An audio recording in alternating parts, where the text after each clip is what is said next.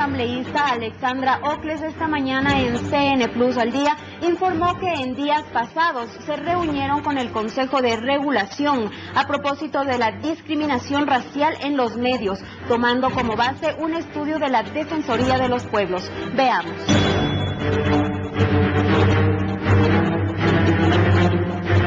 En realidad lo que hemos presentado hace unos días en el marco del Consejo de Regulación es precisamente desde una mirada del Grupo Parlamentario por los Derechos de los Pueblos y Nacionalidades. Les hemos planteado que en el marco de sus propias atribuciones y competencias el Consejo de Regulación pueda articular y revisar aquellos programas, aquella publicidad que atenta contra los derechos de los pueblos y nacionalidades y sin duda también desde un enfoque de género, desde el hecho mismo de una publicidad sexista que afecta directamente a la identidad de las mujeres. Y creo que en ese sentido hemos encontrado la apertura del Consejo precisamente cuando les hemos presentado algunos ejemplos de programación que todavía se transmite en el país y que da cuenta precisamente de cómo desde un simple programa aparentemente de humor se denigra a los pueblos y nacionalidades. En este caso presentamos, por ejemplo, un capítulo de los tantos programas de Mi Recinto, en donde efectivamente el maltrato a la mujer, la denigración a un afroecuatoriano, que no solo es en esa mirada a él como un ser individual, sino al colectivo como tal, y también al propio pueblo montubio, ¿cierto? Este tipo de programas que se transmiten aún en algunos canales de televisión, como también lo es otro, que se transmiten en otro canal como es Vivos, son programas que históricamente han afectado la dignidad de los pueblos, que históricamente han ridiculizado la identidad o el hecho de ser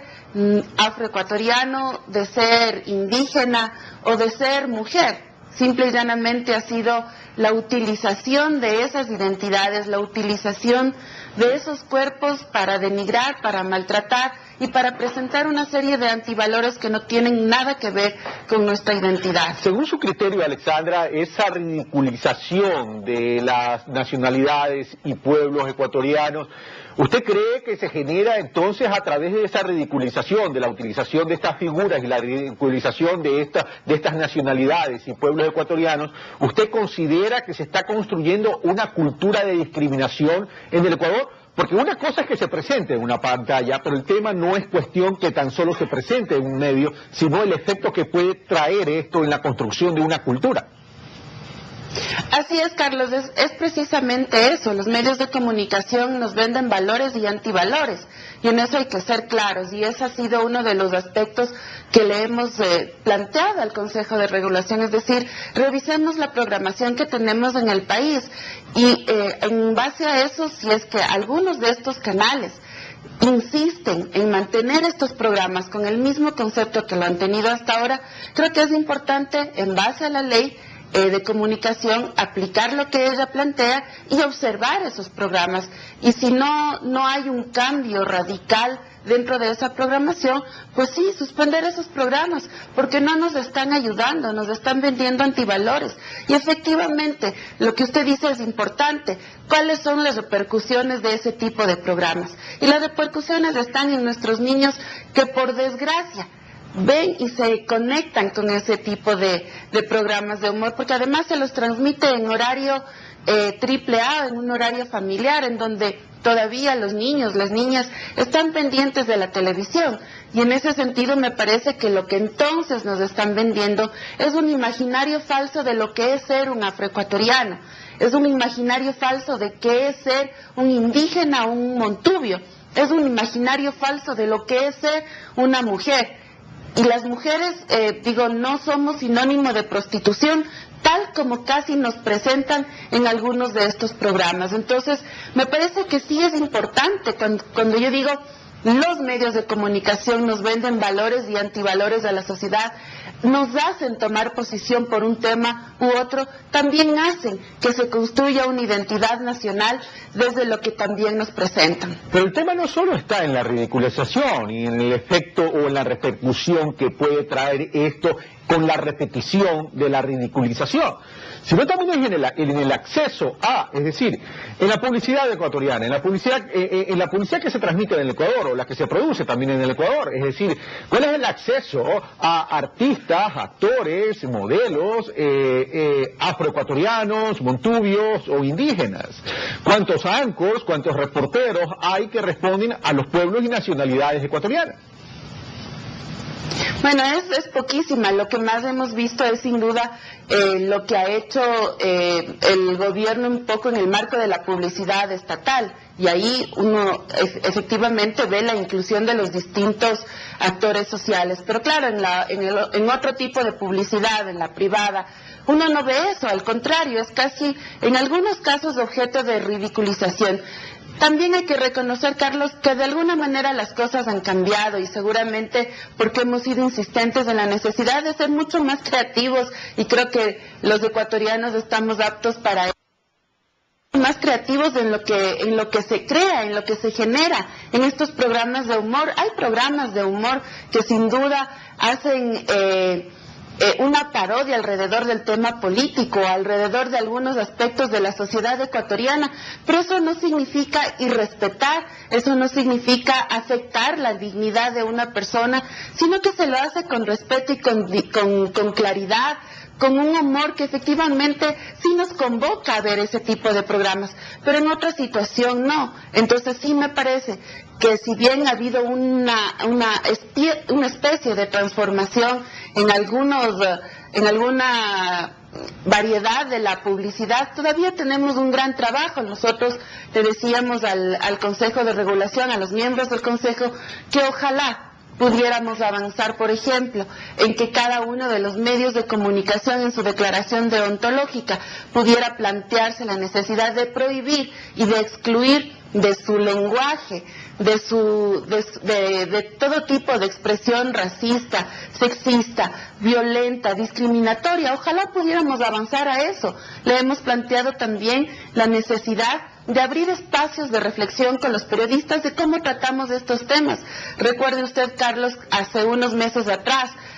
por el caso de Karina del Pozo, cómo fue el tratamiento de ese tema en los medios, cómo el tema de género estuvo sobre la mesa y en algunos casos fue muy maltratado. Y creo que esos aspectos tenemos que generar en nuestra sociedad y cada uno de los actores una reflexión de cómo nos encontramos, de cómo discutimos, de cómo los medios abordan verdaderamente este tipo de temas que son sensibles a la dignidad humana, que vulneran fácilmente derechos y que, como decía en el inicio, son los medios quienes nos hacen tomar posición por un tema u otro. Y en esa perspectiva me parece que es importante ser o intentar ser objetivos de alguna manera para que ese tomar posición que hacemos los ciudadanos sea efectivamente con insumos objetivos. Ahora, tuvieron la reunión con el Consejo de Regulación. El tema es a qué se comprometió el Consejo de Regulación y en qué tiempo se piensa tomar los correctivos necesarios. Bueno, el Consejo todavía está trabajando en el reglamento de la Ley de Comunicación. Tienen un primer borrador, nos han comentado algunos temas que tendrían que ver precisamente con esta observancia de este tipo de programación que promueva la violencia o incite al racismo y la discriminación, y creo que eso es importante, y esperamos entonces que apenas tengamos ya el reglamento de la ley, el Consejo de Regulación pueda generar ya un tipo de alertas precisamente a los distintos medios en cuanto a la programación de algunos de ellos que siguen afectando, que no han cambiado el concepto de estos programas y que siguen afectando la dignidad y la identidad de los pueblos y nacionalidades y de las mujeres también. Ahora, en este tema de la discriminación, que es un hecho real no solo en el Ecuador, sino en el mundo entero, y que hay que luchar contra aquello, por cierto. No solo es cuestión de normativa, no solo es cuestión de marcos jurídicos en que se reivindiquen los derechos de los pueblos y nacionalidades, donde se hable de la igualdad de los derechos, de la equidad en el acceso a oportunidades para el desarrollo del ser humano, etcétera, etcétera, sino también hay una gran corresponsabilidad de cada uno de los que quienes conformamos las distintas sociedades, es decir, que están haciendo los pueblos y nacionalidades también para poder hacerse valer y hacerse respetar en términos de progreso, en términos de desarrollo y en términos de igualdad de los derechos. Carlos, usted tiene la razón, efectivamente este no es un tema solo de un sector, este es un tema que nos corresponde a todos los ecuatorianos y a todas las sociedades a nivel mundial. Hace unos días yo estaba en Naciones Unidas y efectivamente uno ve cómo a lo largo del tiempo el racismo muta, se transforma y tiene otro tipo de prácticas y por tanto esa responsabilidad de combatirlo en un momento tiene que ver con el Estado en su conjunto. Y al decir esto lo que estoy diciendo es que la única forma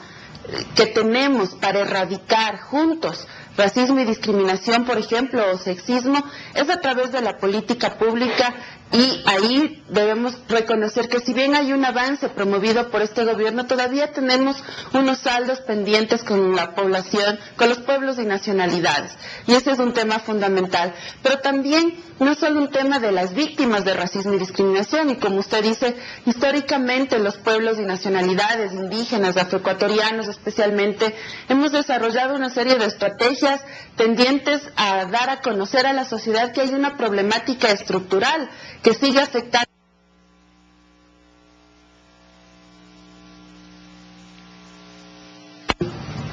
a la salud, el derecho a la vivienda. Digo, en Quito hubo una temporada que tuvimos que varias familias denunciaron el hecho de que cuando iban a buscar una casa en alquiler, un departamento, no les alquilaban porque eran negros. O el tema que hace poco también tuvimos un diálogo en el marco del grupo parlamentario por los derechos de los pueblos y nacionalidades, que era hablar del racismo en las Fuerzas Armadas y en la Policía Nacional, porque también ahí hay prácticas estructurales que aún se mantienen, mucho más cuando estas son instituciones jerárquicas. Entonces, este es un tema en el cual usted, yo y todos los ecuatorianos tenemos una gran responsabilidad.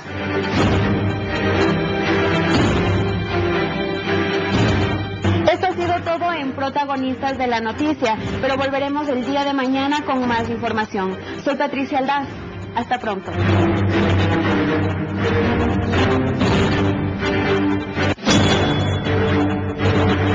CN Plus presenta